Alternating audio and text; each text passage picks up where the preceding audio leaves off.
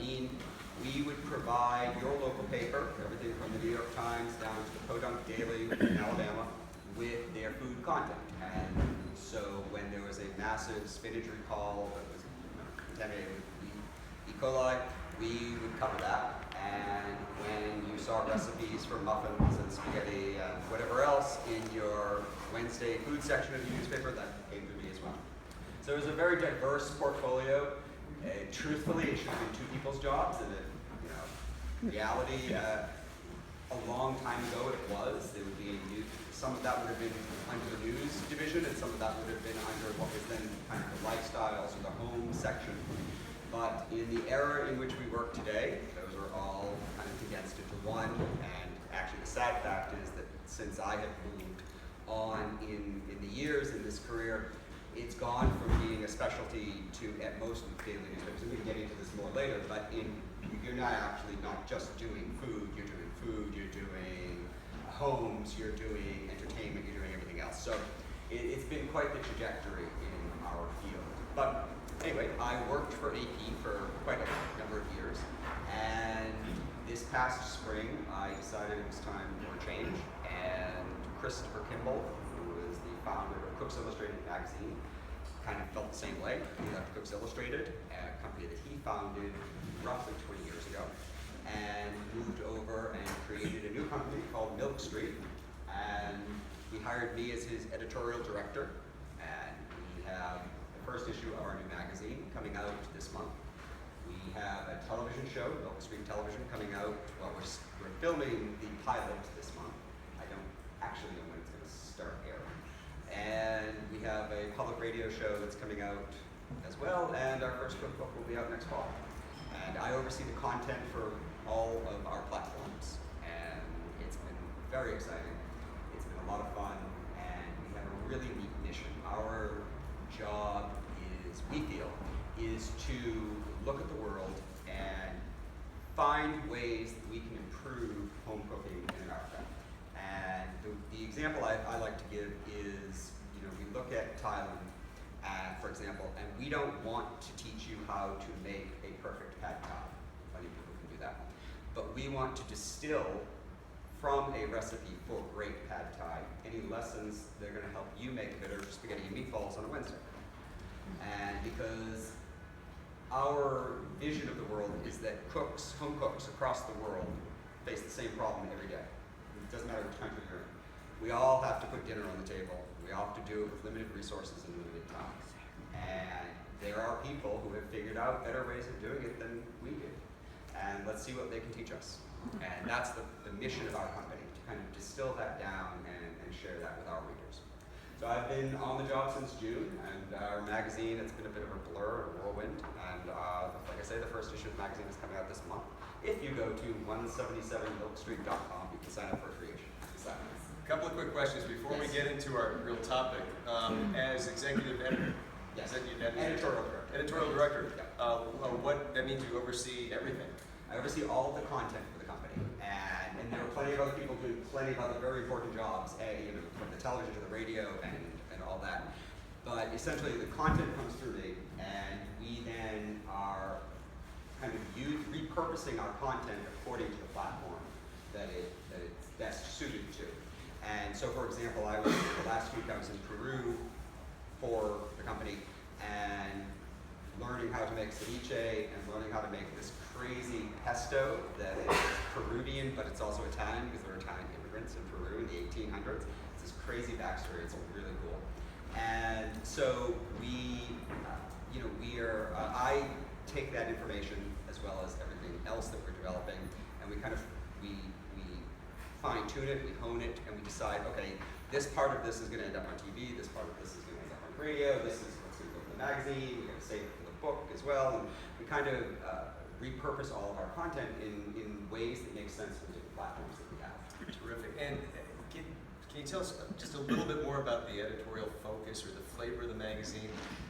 What are some of the content sections that we'll find in there? Well, we're trying very hard to keep our focus on the American home cook. And we are quite conscious of the fact that there are two seemingly opposing kind of energies going on in the home cooking world. but they work together quite well. And one is that Americans increasingly have a diversity of taste and willingness to try and eat new foods. I mean, when you think about our grandparents and our great-grandparents, what they were willing to put on the table is wildly different from what we put on the table, even on our worst night. And so, we become much more, we try not to use this word, but it's true, and it, frankly, it's the most accurate way of putting it. We become very ethnic in the foods that we eat, and very global in our sense of taste. And so we try to learn a lot from that. But at the same time, we also try to keep ourselves grounded firmly in understanding and catering to what real home cooks in America need to do on a Tuesday night. And that means you're not going to bang out a perfect pad thai on a Tuesday night.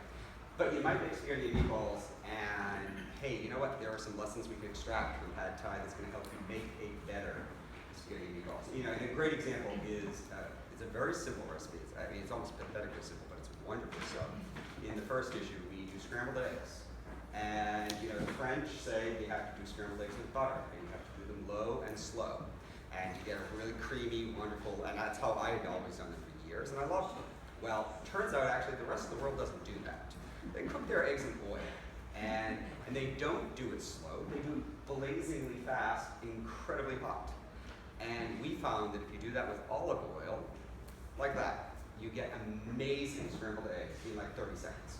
And these are lessons, this is what we're trying to do. I mean, we're not trying to teach you how to make some crazy egg concoction from Japan. We're trying to help you make better scrambled eggs. But we can learn all sorts of cool lessons from other cultures and within our own culture. There are people who figure out better things than we're likely to create on our own. And our job is to learn and to share what we learn. Terrific. And we can find this on newsstands or at the end or middle of October, it will be on newsstands. And again, if you go to the website, you can sign up and get a free copy. Terrific. Okay, let's dive into our real topic, which is the state of food content and food blogging. Before we go there, though, as a prelude to that, what is going on with food news media?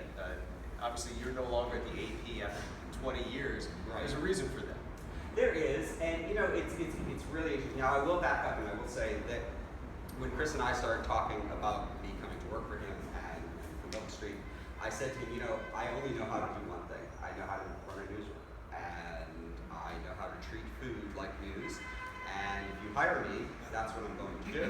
We're going to act like a news operation. We're going to follow the same ethics as a newsroom. We're going to behave like a news organization. We're going to tell stories, and we're going to tell them accurately and honestly and objectively. And we're going to share what we learn, and that's going to be as simple as it is. And he was 100% behind it. And so we have taken that approach with our content, and that has made it actually a very smooth transition for me in terms of going from the Associated Press to what, it's not really the dark side. Yeah, it's the dark side. But there are a lot of publications for whom the wall between editorial and advertising is not quite so strong. We don't have advertising. It was an easy transition for me. The AP didn't have advertising either. So for me, it was a very easy transition because I'm running it like a news operation, and we don't have to deal with advertising anyway. But there are changes going on. I am very lucky. The reality is, in food media, it's a very fast-changing world. And when I started at AP as food editor, 12 or so years ago, there were a lot of food editors around the country in daily news media. And today, it's kind of a last man standing sort of situation. There are few and far between, and this is because of tremendous cutbacks in most newspapers and food media and news media organizations. And it's had a devastating effect on local newspapers and in terms of their food content. And it's easy to pass that off and say, okay, so you don't get local Aunt Martha's muffin recipe. But actually, it's far deeper than that. And we lose a connection to our local communities, a sense of the foods and the flavors, and by way of that, the cultures of our local communities when we lose this coverage. And what has increasingly happened at newspapers, especially smaller and mid-range newspapers, budgets need to be cut, the soft side gets cut first. And which is a weird dynamic at play that I'll loop back around to. But basically what happens is when the newspapers need to cut, they look at the soft side, the lifestyle-y type things, and that's where they start cutting. And so whereas once upon a time, there were many people who had the title of food editor at jobs across the country, in newspapers across the country, today the person charged with the editing of the food page is also in charge of the entertainment and the calendar and the automobile page and the pets column and this and that. And they're juggling 20 different hats. And it's frankly scary because they can only do so much. And they, in turn, I used to call it, sadly, my job security, because when I was at AP, they relied on us for more content than ever before because they couldn't afford to produce their own. There are very few newspapers in this country that still had a test kitchen. AP did. And we tested and developed all our own content. And very few newspapers can still do that. New York Times is probably one of them. Washington Post is one of them. And there aren't too many others that still do it. I think in Chicago, I don't remember. And so, there's a lot of this kind of downsizing. And the sad part of it is that it's very short-sighted because the food section of your daily newspaper is the easiest and the best section for your newspaper to sell ads against, because it's a lot easier to sell ads against a muffin recipe than it is to sell ads against atrocities in Syria. Well, so are these changes, and you have less local food coverage in traditional media? Is that an opportunity for food bloggers, or are food bloggers afflicted with the same issues that are affecting traditional media? Well, traditional media is struggling with the advertising element, and advertising across media is drying. So whether you're a magazine or your daily newspaper or your weekly newspaper, it doesn't much matter. Advertising is drying up, and it's one of the reasons that Book Street doesn't want anything to do with advertising. We're doing a subscription-based paywall, and we don't want to deal with advertising. Books Illustrated doesn't deal with advertising, and it's the same principle. The advertising dollars are few and far between. So if you're hoping for that from an online presence, I think the opportunities again are few and far between. And it's a real struggle. And I think there are opportunities for bloggers in terms of local content, but it's not going to be the same format that has worked for the last 10 or 15 years. And I mean, we can get into this. And you speak as a blogger. You're not a former blogger. I will confess, I stopped my blog. So I did a blog for 5 years that I don't remember when I stopped, probably 2 years ago. And I did a blog that was a 5-day-a-week blog. It was my son's lunches, and it was the stupidest blog ever. I'm the first one to say it. All I did was post a picture of my son's lunch every day and describe what I did, and describe how he had tormented me that day or the night before with his homework or whatever. And I had the dumb luck, as well as, I'll be honest, very good connections in the food world, and to get that blog turned into a book that was published by Rachel Ray, and I did a lot of TV on it, and it was a great success. I was very pleased with that. But I stopped it a couple of years ago as my son was kind of aging out of me packing him lunch every day, and my interest waning, and the cookbook having come out and been a success. And then about a year ago, I accidentally deleted the entire thing. And so 5 years of blogging disappeared. And I'm convinced, or at least I tell myself, that someday, if I hired somebody with more tech savvy than I have, could probably go in and resuscitate it. But I don't know. And I've decided not to explore that. So I am a former blogger. I did so successfully, I think. But the world of blogging has changed dramatically. And I've watched it occur over. So I did that blog for 5 years. I had done a blog that was not a success for probably a year or two before that, and I killed it off. And then I came to the lunch blog. And so I've certainly been aware professionally of food blogs for quite a long time. I participated in it for about 7 years total. So if I'm a food blogger, I'm here today. Yes. What do I need to know about these changes? I know one of the things you talked about was the diminishing attention span. Yes. So my advice for the food blogging world is to pay attention to the lessons learned by mainstream media. The mainstream media has put a lot of time and resources into studying how people interact with content. And there are a lot of lessons to be taken from that for the blogging world, for anybody in the social media world, for anybody who's trying to have an online presence of any sort. And what the mainstream media has learned quite over and over again, this is not a lesson that was kind of maybe, this was tried, true, absolutely true, unwavering. Readers do not have an attention span. Readers are interacting with your content on their phones. They are not going on their computers every day and checking your blogs. They don't do it anymore. When I started blogging, like I said, I did a 5-day-a-week blog, and it was a destination in the sense that my readers came to my blog every day. I treated Twitter, and at that point, to a lesser extent Instagram, and to a greater extent Pinterest, as a way of reminding people to come to my blog. And that's all it was. I used those purely as advertising. Hey, come check out my blog today. This is the latest post. The idea was to bring people to me. And people would interact with it. People would leave comments. People, I had my readers. They would look for it every day, and it worked well. That was several years ago. And the way people interact with online content has changed dramatically since those days. Today, you have to go to them. You cannot expect them to come to you. And that's because we're now used to getting all of our news and all of our content on the feeds from our social media. We get them on Facebook. Most of us get our news alerts, news stories. We see them on Facebook before we see them in the newspaper. Certainly, we're not going to the New York Times or CNN every day to read the news. We see it on Facebook. We see it on Twitter. We might see it on Instagram, but that's less for news. And we click through, maybe.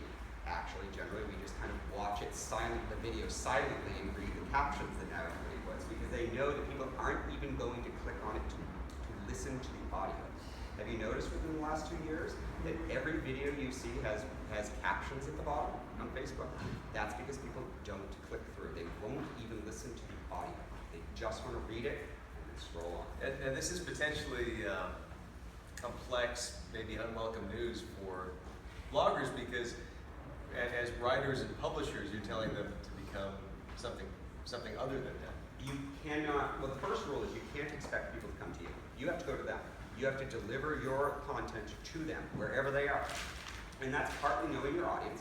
Is your audience on Instagram? Is it on Pinterest? Is it on Twitter? Is it on Facebook? Chances are actually they're on all of the above. But the fact that they're on all of the above doesn't mean that they're all the same people. I mean, you have to create almost a Venn diagram and figure out who your people are and where they are. Because what works on Pinterest is not going to work on Facebook. It's not going to work on Instagram. It's not going to work on Snapchat, which, it's not just a dating site anymore, And so you have to go to them, and you have to cater the content to them in different ways. Does that mean you're writing 5 different posts, 5 different ways of interacting with your readers? Absolutely. How do you do what you just said, to find different segments of your audience in different places? You have to, that's something that takes time. There are analytics that help you do that, and people who are more tech savvy than I am can delve into those algorithms and extract the information that tells you a lot more about who your readers are and how they're interacting with you, how long they're interacting with you, where they're interacting with you, and that is very valuable information. But the reality is, it's a lot of, it's still actually a very personal thing. You need to interact with your people and your readers, your followers, and that's the best way to get to know who they are and what they want from you. But the fact of the matter is, you cannot just post to your blog and hope people will come. That is a 10-year-old model that's now out of date. You have to go to them. You have to bring your content to them. And you cannot do what I did, which was use Twitter and Pinterest and Facebook as advertising and say, hey, I just put up a new post about my chocolate cake. Come to my blog and read it. That's not good enough. People aren't going to do that. You actually have to bring the recipe. You have to bring the content to them. Yeah. But then how do you we were talking about monetization earlier. That's a tough call. I mean, and I would tell you, mainstream media struggles with that. And part of the reason is people, again, don't click through. They want their news, they want their content in small bites that are easily digested. And so this is why, for example, when I started at the Associated Press, we frequently wrote 1,200, 1,500, 2,000 word stories. Not everyday stories, but frequently we did that. I would say there were many of those per day across the country. Now, those are almost unheard of. because when you're reading a story on the phone, which is where everybody gets their news, everybody gets their content, a 1,200 word story, an 800 word story is forever. Nobody's going to scroll through that. They just don't do it anymore. So our story, I mean, at the AP, I still speak inclusively. It's taking me a little bit. It used to not say we at AP. And, but at AP, for example, when I left, story length is 400, 500 words max. And that is the max of the attention span, in part because that is what's comfortably scrolling through on a phone. And so there's a really valuable lesson for you in that your 1,200 word opus on your grandmother's chocolate cake, not going to get read. Because that has to be social media friendly. You cannot count on people coming to you, to your blog, to read 1,200 words about why your grandmother's chocolate cake was so wonderful. You know, putting the monetization and everything else aside for a minute, how do you deliver a substantial content, a recipe, in an Instagram post? Substantial is the key word. I mean, you know, and that's where it comes into knowing both your audience and, even more importantly, at least at the beginning, more importantly, is understanding the platform that you're using. I mean, there is an etiquette to each of these platforms, and I would not pretend to be an expert in any of that, but there is a clearly defined etiquette that the community that uses each of these platforms respects. Facebook behaves differently than Pinterest and behaves differently than Instagram, behaves wildly differently than Snapchat, and all these other platforms. And you have to learn what the expectation is and the limitations. You know, I think you still can't on Instagram, you still can't include links in the posts, if I'm correct. I know up until recently you couldn't, and I know that's been a big complaint of users. So I'm a food blogger, I'm here today. Yes. I'm at a food blogger conference.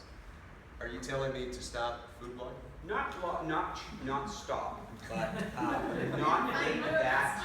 Stop thinking of that as your flagship, because that's not the way you're reaching people.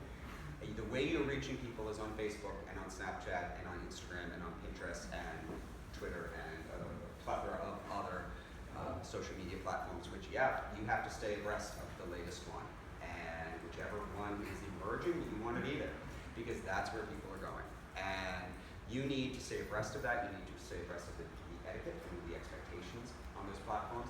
And you have to treat them as importantly as you do your blog. You have to stop. I mean, again, my methodology and my perspective was long that my blog was the core of what I do. The only reason for this social media is to bring you to my blog. That's outdated, and nobody does that anymore. How many people here take that approach? Because it seems like the natural approach. I mean, if I was a food blogger, that's what I would do. Right. Well, it's easy. I mean, and it makes sense, and it's the way we did it for so long. I mean, it's the perfect place to host all of your beautiful content, all of your writing, all of your recipes, all of your photos. It's limitless. You can do whatever you want. It doesn't work that way. So where does my food blog fit into my your food blog universe of is content? Yet another piece of the puzzle. I mean, you have to stop thinking of yourself as a blogger, and you have to start thinking of yourself as a content creator and somebody who uses all the various platforms available to reach various audiences with different pieces of content. And you have to think of it in many ways as the same way that we at Milk Street do it. So we have a story, scrambled eggs. We take that story and we reformat it, we reuse it, and we repurpose it according to the platform that we want to put it on. The way we treat it on radio is different than the way we treat it on TV, which is different than the way we treat it in the magazine, and probably will be different than the way we treat it in the cookbook. Sounds like a lot more work. 2 minutes. It's a tremendous amount of work, and that's the truth of it. It doesn't get easier. And if you want to, and of course, as we all know, the whole point of social media is the social part.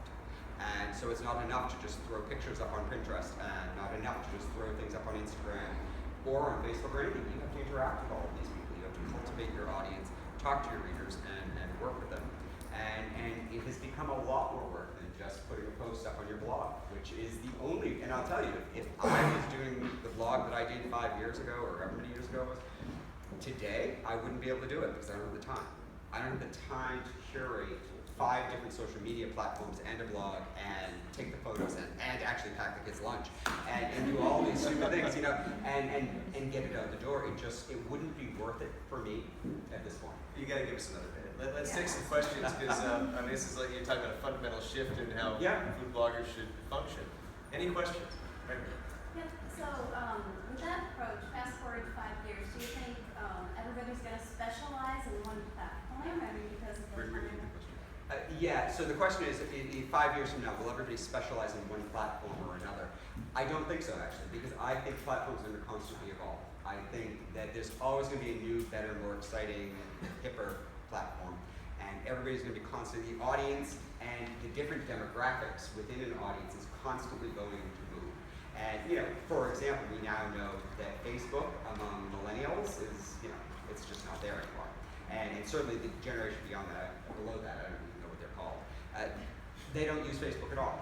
And so they've moved on to different platforms. And again, if you want to reach these people, then you're going to have to adapt to whatever platforms that they're using.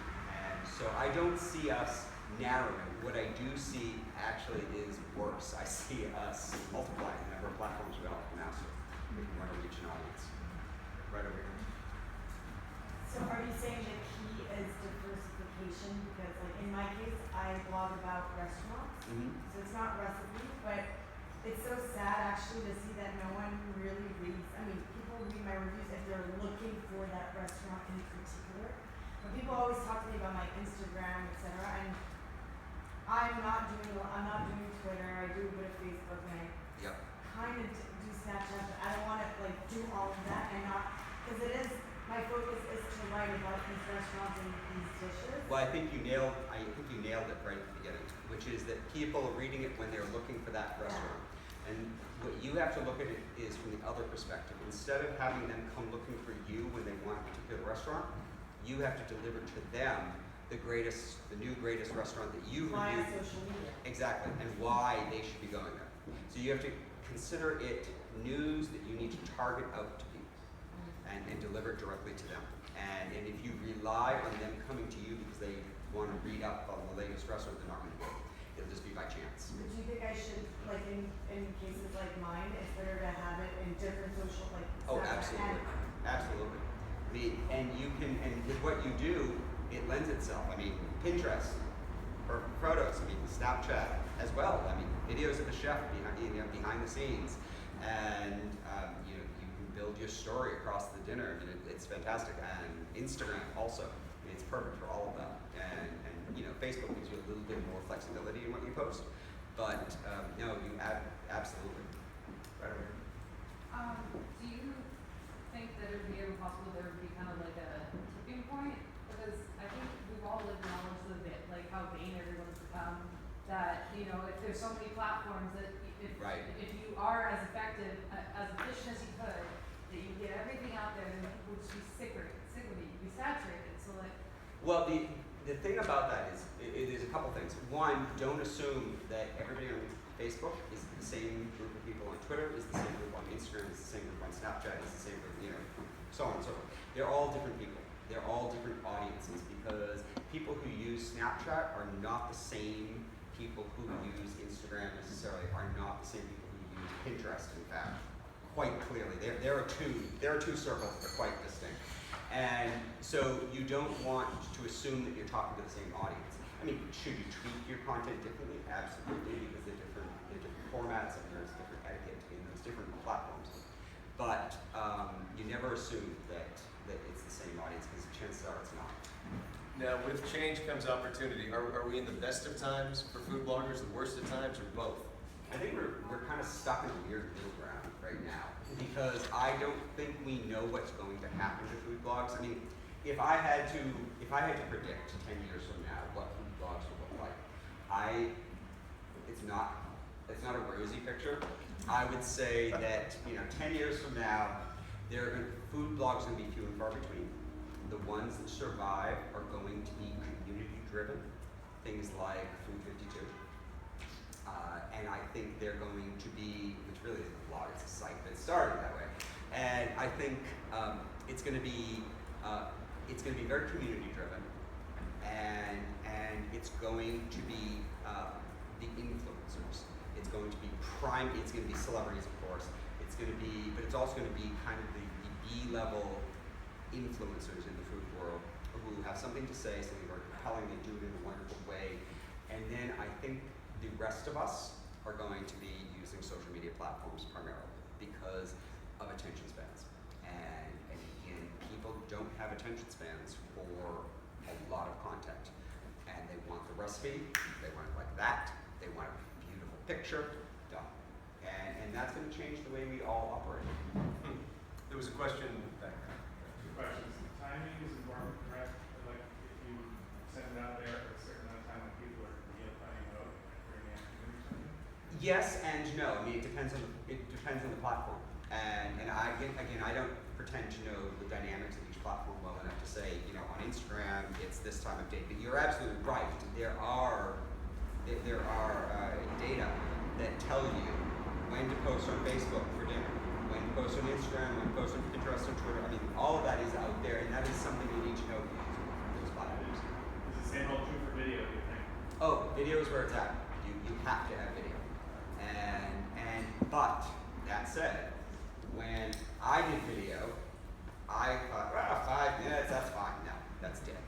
You can't do more than 30 seconds. A minute tops. I mean, look at the Bon Appetit videos, the BuzzFeed videos, the Eater. I mean, 30 seconds, 45 seconds, absolute max. And they're great. They do a fantastic job at it. They distill down a weeknight recipe into 20, 30, 40 seconds, in and out, done.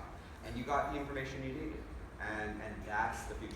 People are not going to watch 5-minute video posts. Even 5 minutes, which seems like stupid. I mean, when you're thinking about making dinner, which takes you 45 minutes, you know, watching a 5-minute video, how bad is that? None of us do it. When's the last time you sat there and watched a 5-minute video that wasn't kittens or something? You know, I mean, I know we're wrapping up, but we're going to sit here until you say something positive.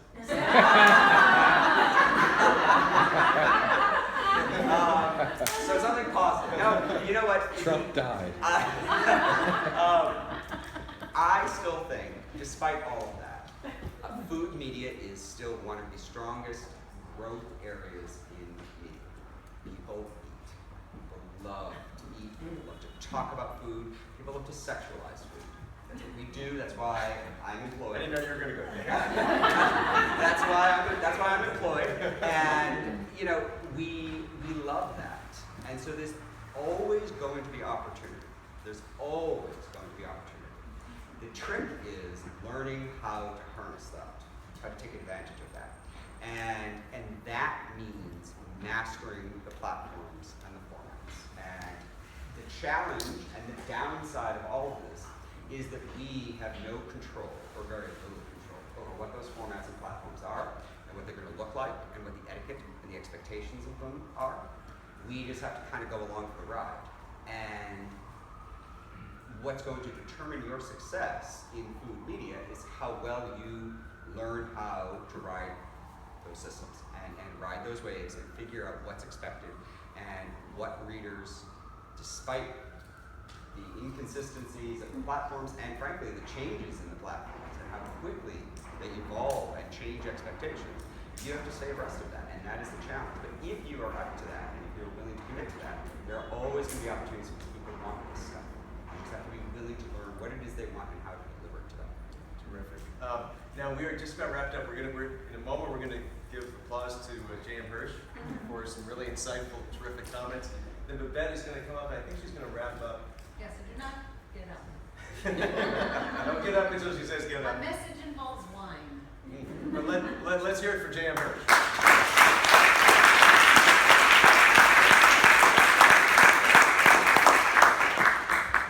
Babette, Yes. you are on deck. You guys were fancy. Oh, I have no microphone. I forgot. Oh,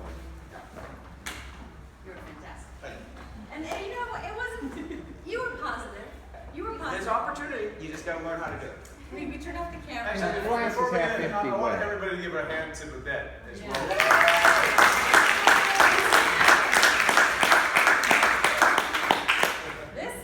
This is great. This was a new. We were in another space downstairs with home studios, and we loved it. And I kind of think I like this space a little bit better than the other space. It just has a really wonderful vibe. Feels like home. And I think that's because of you guys. You guys have been warm and friendly, informative, really like eager to just kind of take it all in. And that is what makes this worth it, because it feels like the programming that we put together and then your passion and your really a lot of excitement towards all of our speakers. It makes the day like great. And it may be the wine earlier, but it's been a real pleasure to have you guys as part of our family. And now that we're sort of connected, you guys will be getting updates on our other events. If you ever want to come to TECHmunch in another city, I think next year we're going to be doing Vancouver, which we may be doing like a 3-day like tasting tour. The city of Vancouver is like opening their doors to us and is going to take us on like a tasting tour, which is really neat. It's an amazing city for food. We just did San Francisco. We're doing LA in November. We're probably going to be doing Chicago next year as well, and Miami. Our SEO guy is in Miami, and he wants to do a whole really cool SEO kind of deep dive, not rushed, but really kind of amazing stuff. And I'm going to reach out to all the speakers and see if they will give all of their presentations to us, maybe in like one easy to click through so that everything is in one package and you know where to find everything. I do want to invite Jennifer from Beast PR to come out and remind you guys about the giveaway for the wine as well. Are you guys posting the wine photos on Instagram or on Twitter? We want to make sure we're seeing them. I think it's on Twitter, and then I think a few on Instagram as well. Well, first I wanted to apologize because apparently I was telling you while I was pouring Torontes when I was pouring Sauvignon Blanc. Nobody pointed it out to me.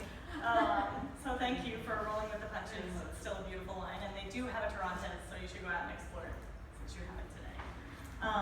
We will be pouring the Torontes again this evening, along with wines from their sibling winery, Montez, which actually founded Kaiken.